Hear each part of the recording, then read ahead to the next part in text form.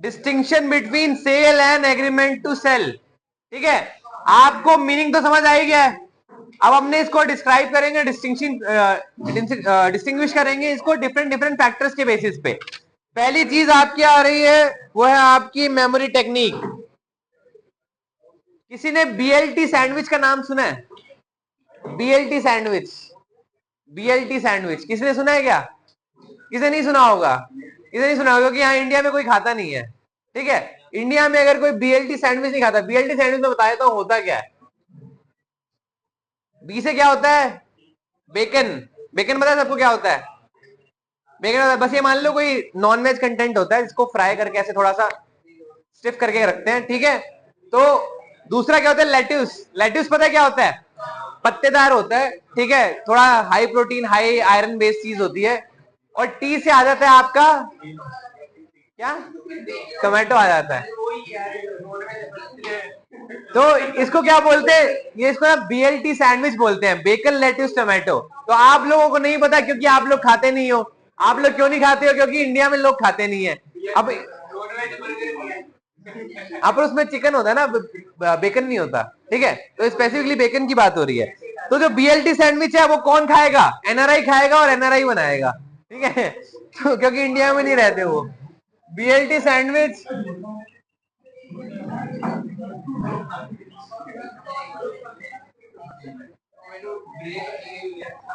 NRI ही बनाएगा, NRI ही खाएगा।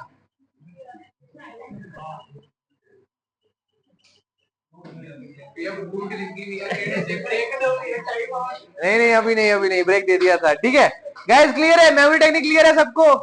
BLT sandwich समझ आया क्या होता है? बीएलटी एनआरआई, एनआरआई क्या है आपका? कीवर्ड्स है। ठीक है, हाँ तो गाइस ट्रांसफर ऑफ प्रॉपर्टी की बात हो रही है। हाँ ये वाला, ये वाला। ठीक है, ट्रांसफर ऑफ प्रॉपर्टी की बात हो रही है। सबसे पहला पॉइंट है आपका टी। ये क्या है? Transfer of property.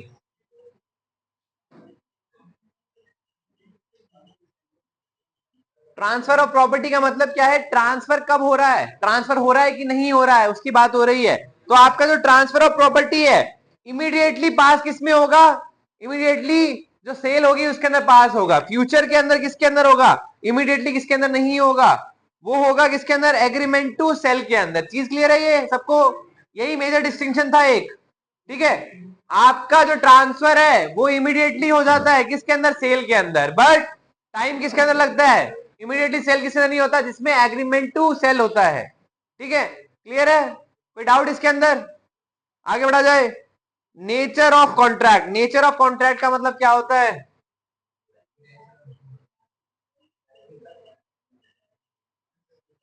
Nature of contract मतलब वो किस टाइप का कॉन्ट्रैक्ट है। एग्जीक्यूटेड और एग्जीक्यूटरी कॉन्ट्रैक्ट देखे थे ना हमने, क्या होते हैं एग्जीक्यूटेड कॉन्ट्रैक्ट? जिसमें दोनों साइड से पार्टीज ने अपनी कंडीशन फुलफिल कर दी है, एग्जीक्यूटेड। ठीक है, पास्ट वाली बात कर रहा है या फिर प्रेजेंट वाली बात कर रहा है, वो एग्जीक्यूटेड होंगे। ठीक है, एग्जीक्यूटरी कौन से होंगे? जिसके अंदर या तो एक पार्टी ने या दोनों पार्टी ने अभी तक क्या नहीं किया है? अपना पार्ट फुलफिल नहीं किया है। ठीक है, तो एग्जीक्यूटेड कौन से होंगे? सेल वाले होंगे, एग्रीमेंट टू सेल वाले होंगे? सेल वाले होंगे। एग्रीमेंट टू सेल वाले क्या हो जाएंगे? आपके एग्जीक्यूटरी हो जाएंगे। क्लियर है? नेचर समझ आया? Next point, remedies for breach.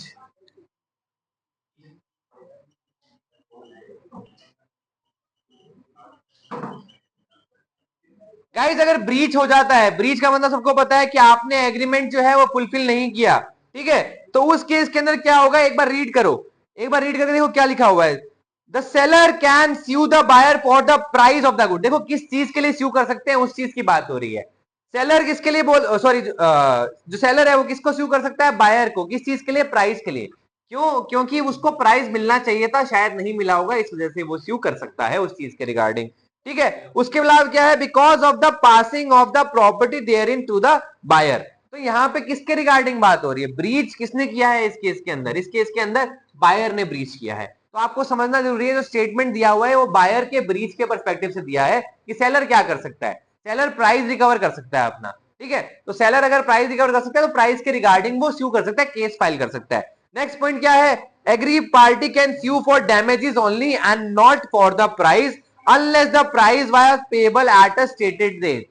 मतलब कि ना आपकी प्रॉपर्टी ट्रांसफर हुई है ना आपका प्राइस ट्रांसफर हुआ है, तो अगर आपके एग्रीमेंट का ब्रीच हुआ है तो आप प्राइस के लिए शायद केस ना कर सको, आप डैमेजेस के लिए केस करोगे। तो आप डैमेजेस के लिए केस कर सकते हो, क्यों? क्योंकि आपके एग्रीमेंट का ब्रीच हुआ है, आपको कोई नुकसान हुआ है उस वजह से, तो आप सामने वाले के रिगार्डिंग केस कर सकते हो।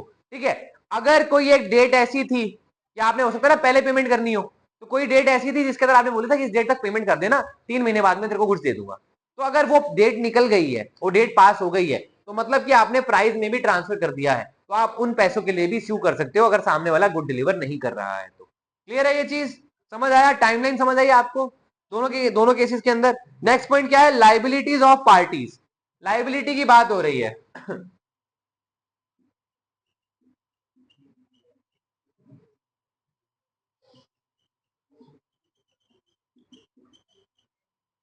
पार्टीज की लाइबिलिटी की बात हो रही है, पार्टीज की लाइबिलिटी की बात हो रही है, तो अपने क्या दिया हुआ है देखो, जो सब्सिक्वेंट लॉस होगा और डिस्ट्रक्शन ऑफ गुड होगा उसके लिए लाइबिलिटी किसकी होगी? बायर की होगी। एज इन मतलब लाइबिलिटी आपकी किस चीज के रिगार्डिंग है? लाइबिलिटी किस चीज के रिगार्डिंग है? आपकी गुड के रिगार्डिंग। ठीक है, गुड आपने अगर सेल कर दिया है और गुड सेल करने के बाद में गुम गया, सामने वाले को आपने ट्रांसफर कर दिया था, लॉस हो गया उसका या फिर वो डिस्ट्रॉय हो गया, तो उसमें गलती किसकी है? सेलर की है क्या? नहीं, उसमें बायर की गलती है। क्यों? क्योंकि गुड आपने ट्रांसफर कर दिया था, अब सामने वाले की रिस्पॉन्सिबिलिटी थी उसका ध्यान रखना।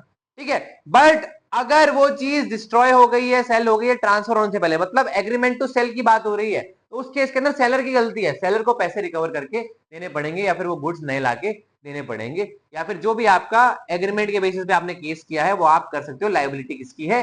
सेलर की लाइबिलिटी है इस केस के अंदर, क्योंकि सेलर ने अभी तक गुड्स ट्रांसफर नहीं किए थे। किसके अंदर? एग्रीमेंट टू सेल के अंदर। क्लियर है? कोई डाउट इसके अंदर?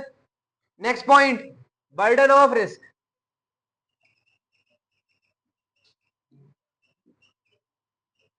ठीक है। अब रिस्क ऑफ लॉस कौन ऑन कर रहा है? बायर कर रहा है, क्योंकि रिस्क किसके साथ आता है? ओनरशिप के साथ आता है। तो अगर आपकी ओनरशिप ट्रांसफर हो गई है, तो मतलब अगर आप बायर थे और आपको गुड्स मिल गए हैं, तो बर्डन ऑफ रिस्क किसके पास है? अब वो गुड्स के खराब होने का रिस्क किसके पास है? आपके पास है। अगर आप एग्रीमेंट टू सेल की बात करो तो उस केस के अंदर अभी तक जब तक गुड्स ट्रांसफर नहीं हुए हैं, तो बर्डन किसके पास है? बर्डन जो सेलर है उसी के पास ही है। क्यों? क्योंकि उसने अभी तक गुड्स ट्रांसफर नहीं किए हैं। तो ध्यान रखने की जिम्मेदारी किसके पास है? जिसके पास गुड्स की ओनरशिप है। उस टाइम पे ओनरशिप ट्रांसफर होगी, सामने वाले की लाइबिलिटी वहां पे शुरू हो जाएगी। जिसके पास भी ओनरशिप चली जाएगी वो क्या करेगा? बर्डन ऑन करेगा किसका? गुड्स को होल्ड करने का। क्लियर है? उसके बाद देखो nature of right. Nature of right के अंदर देखो आपके लेटिन टर्म दी हुई है, उनको आपको लिखना होगा, क्योंकि उनका जो मीनिंग है उसी से ही आपका डिफरेंस क्रिएट हो रहा है। ठीक है,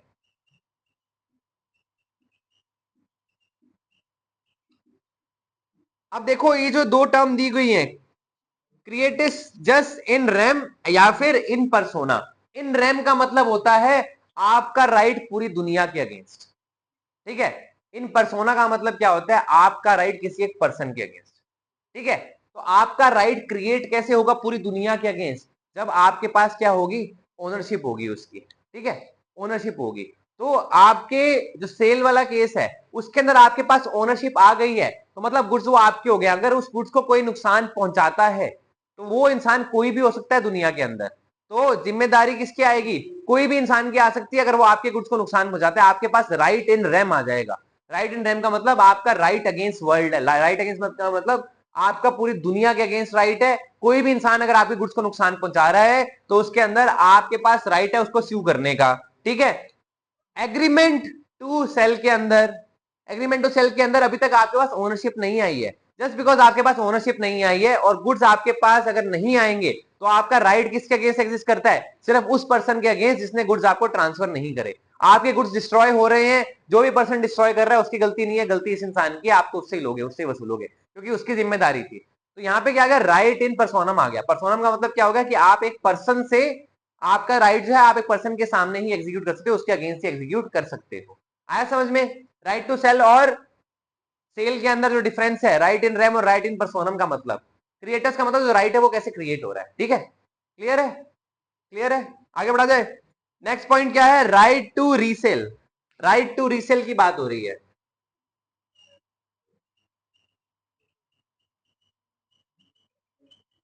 राइट टू रीसेल की बात हो रही है, देखो लीगली रीसेल की बात हो रही है, इलीगल रीसेल की बात नहीं हो रही है, ठीक है। सबसे पहली बात तो राइट टू रीसेल, देखो पहले केस के अंदर seller can not resale the goods, क्यों नहीं रीसेल कर सकता सेलर, क्योंकि उसने ऑलरेडी सेल करके ट्रांसफर कर दी है, ठीक है। दूसरे केस के अंदर क्या दिया हुआ, द सेलर में sale the goods since ownership is with the seller, seller में, हर बार नहीं, में किस चीज के अंदर, जहां पे वो लीगली कर सकता है, उस केस के अंदर भी अगर उसका मन है तो वो किसी और को बेच सकता है जब तक उसने ओनरशिप ट्रांसफर नहीं की है। तो आपको लग रहा है आपको एग्रीमेंट कैंसिल करना है, आपके टर्म्स दी गई है कैंसिलेशन की, तो आप कैंसिल कर दोगे, ठीक है। कोई अगर कोई आपका डैमेज हो रहा है सामने वाले को तो आप पे कर दोगे, पर आपके पास रीसेल का राइट है। आपने एक बार सेल कर दी चीज, पर आपने ओनरशिप ट्रांसफर नहीं किया है अभी, क्यों, क्योंकि एग्रीमेंट टू सेल के बेसिस पे फ्यूचर में ट्रांसफर करनी थी। तो जब तक वो फ्यूचर कंडीशन नहीं फुलफिल हो रही, मतलब वो टाइम लैप्स नहीं हो रहा है, या जो कंडीशन है वो नहीं हो रही है, तब तक आप उसको ट्रांसफर नहीं करोगे, ओनरशिप आपके पास ही है। तो उस टाइम के बीच में अगर आप चाहो तो किसी और को बेच सकते हो, अगर आप लीगली वो काम कर सकते हो तो, ठीक है। क्लियर है ये चीज, इसलिए मे सेल की बात की गई है। आपके पास एब्सोल्यूट राइट नहीं है, आपके पास राइट है, और आपका राइट किस कंडीशन में डिपेंड कर रहा है कि आप लीगली कर सकते हो सेल की नहीं कर सकते हो, ठीक है, या फिर आप नहीं करोगे, आप एग्जीक्यूट ही नहीं कर रहे हो वो चीज, है ना। तो इसलिए मे वर्ड का यूज किया गया है। उसके बाद क्या है, in case of insolvency of seller, seller की इंसॉल्वेंसी की बात हो रही है, ठीक है।